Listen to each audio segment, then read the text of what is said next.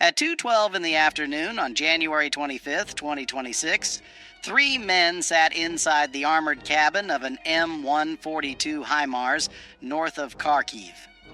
The vehicle had been in its firing position for less than 6 minutes. Outside, the hydraulic outriggers had already pinned 16 tons of steel to the frozen ground.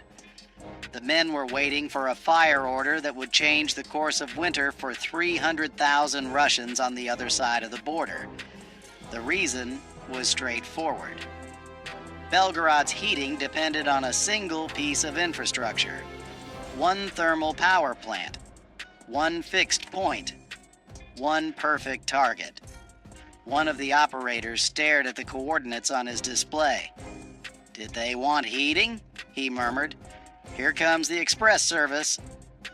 On the gunner's screen, the Universal Fire Control System had already done its work.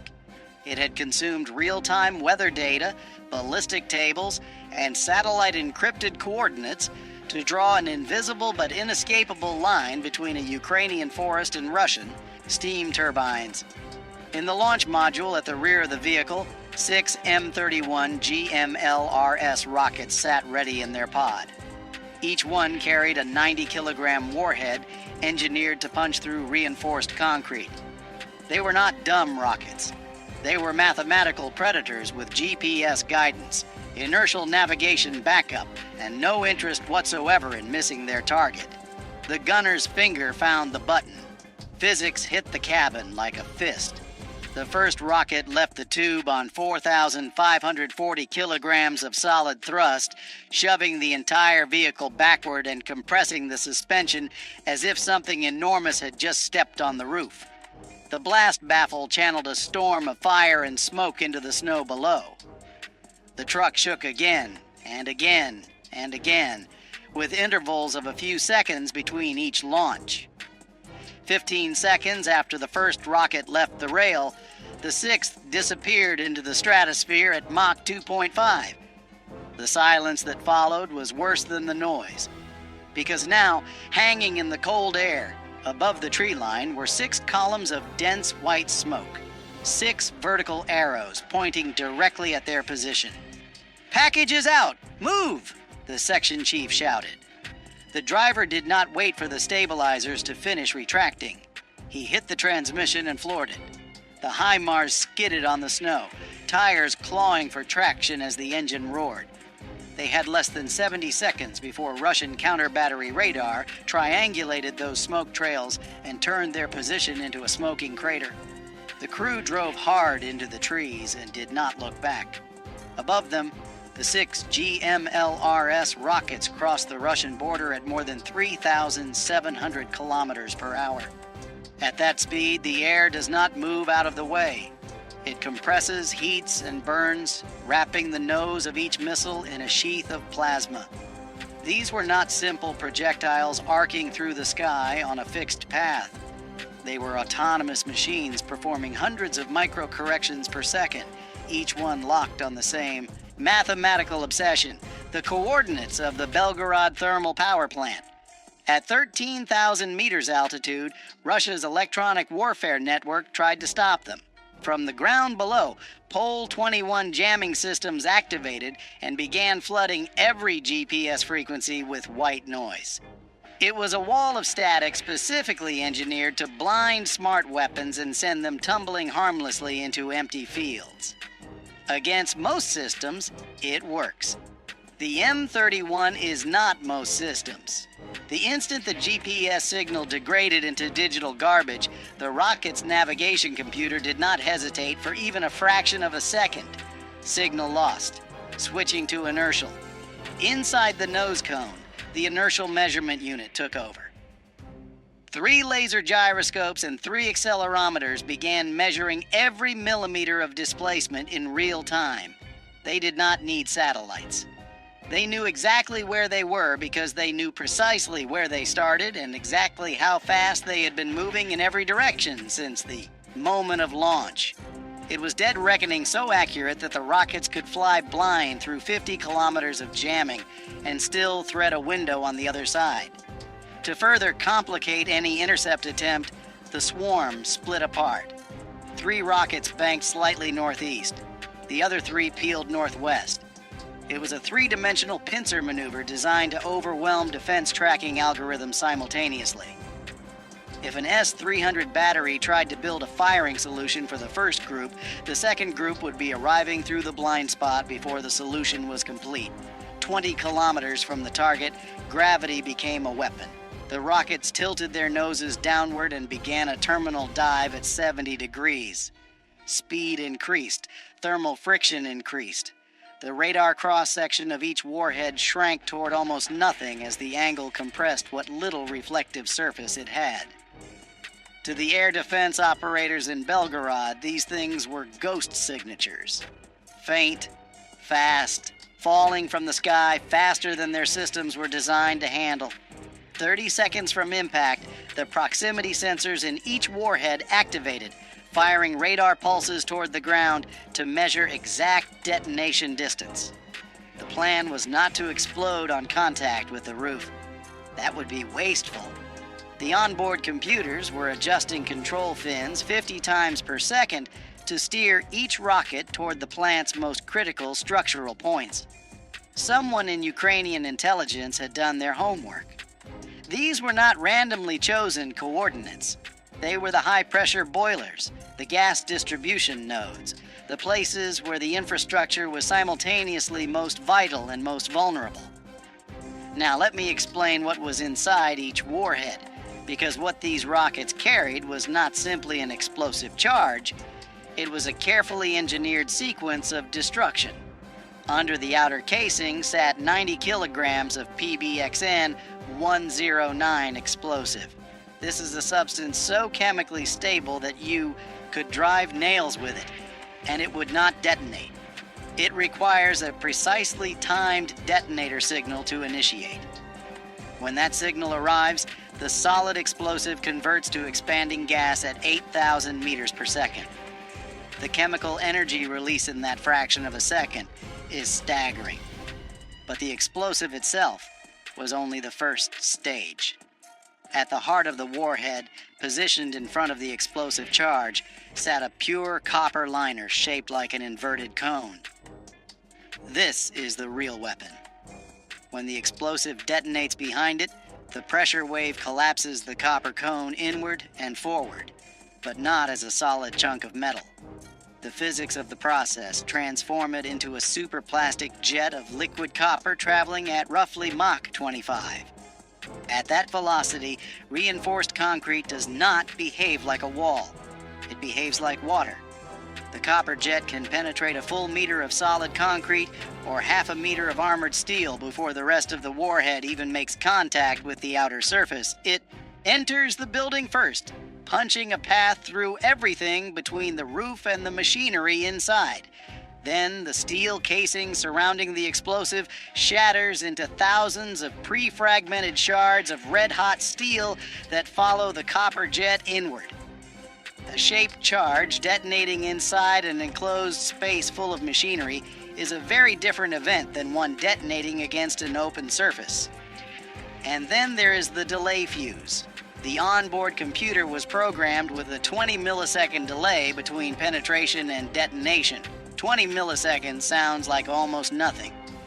At supersonic speed inside a building, it is enough time for the warhead to pass through the ceiling, clear the structural support beams, and bury itself deep inside the turbine hall before the charge fires. The plan was not to damage the building. The plan was to detonate inside the machinery.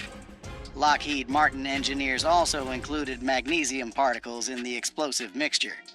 Magnesium burns at 3,200 degrees Celsius. It does not need oxygen from the air in the normal sense. It generates its own oxidizer as it burns. In a thermal power plant where thousands of liters of lubricating oil and pressurized gas move through pipes and machinery at all times, the rocket did not need to bring all the fire. It only needed to bring the ignition source. The plant would provide the rest. At 2:13 in the afternoon, alarms went off inside the Russian Air Defense Command Post on the outskirts of Belgorod. The S-400 system's Big Bird early warning radar swept the sky every 4 seconds. On the first sweep, nothing. On the second sweep, 6 anomalies appeared out of nowhere, diving from the stratosphere at extreme velocity. The radar operator's voice cracked when he called it out. Multiple contacts, high speed, incoming. The Russian tracking computer, a system designed to engage stealth aircraft and ballistic missile warheads, got confused. The radar cross-section of a falling GMLRS rocket is tiny, the size and electromagnetic signature of a large bird. The algorithm hesitated, trying to classify the contacts. By the time the system confirmed these were not birds and not aircraft, but something else entirely moving at Mach 3 from above, the engagement window had already collapsed to seconds. That is the core problem with modern air defense against this category of threat. You can build the most powerful radar in the world, a system capable of tracking a stealth fighter hundreds of kilometers away. But if the incoming threat has a radar cross-section the size of a goose and is already inside 10 kilometers when your algorithm finally makes up its mind, the system's capabilities are irrelevant. The most sophisticated sensor suite ever built becomes an expensive antenna pointed at things it can no longer stop. The battery commander did not wait for a clean firing solution. He ordered the Pancir systems into free fire mode immediately. 2 Pancir S-1 vehicles stationed on the rooftops of nearby industrial buildings for point defense spun their turrets with a high-pitched electric whine and launched 57 E-6 interceptor missiles. The rounds came out of their tubes trailing white smoke, seekers hunting for the thermal signature of the incoming rockets. But the GMLRS warheads were already in their terminal dive phase, making the violent micro-corrections that Russian tracking radar could not keep pace with. The interceptors passed within 200 meters of the Ukrainian rockets. In human terms, that sounds close. In ballistic intercept terms, it is a complete miss. The Pancir systems switched to their autocannons. The 30mm guns opened up, and the sound was like canvas being torn apart at industrial scale. 5,000 explosive rounds per minute laced the sky with orange streaks. It was a wall of metal designed to disintegrate anything that flew through it. But the GMLRS rockets were crossing that wall at 1,200 meters per second. The cannon rounds traveled in one direction. The rockets traveled in the opposite direction. The interaction lasted microseconds. The bullets chased the missiles the way a thrown stone chases a lightning bolt. It was not a defense. It was a fireworks display with no practical effect. At 2:14 in the afternoon, the first rocket arrived. It did not hit the wall of turbine hall number 3. It insulted it. The penetration warhead drove through a meter of reinforced concrete as though the material had no structural relevance at all. The rocket entered the building intact, still traveling faster than its own sound wave. The Russian engineers working inside the hall never heard the wall fail. They were gone before the acoustic information reached their ears. 20 milliseconds later, inside the engine room, the delay fuse fired. The detonation occurred directly above a 200-ton steam turbine spinning at 3,500 revolutions per minute. The explosion was not just a chemical event. It was a catastrophic release of kinetic energy into a machine already under enormous mechanical stress. The turbine shaft fractured.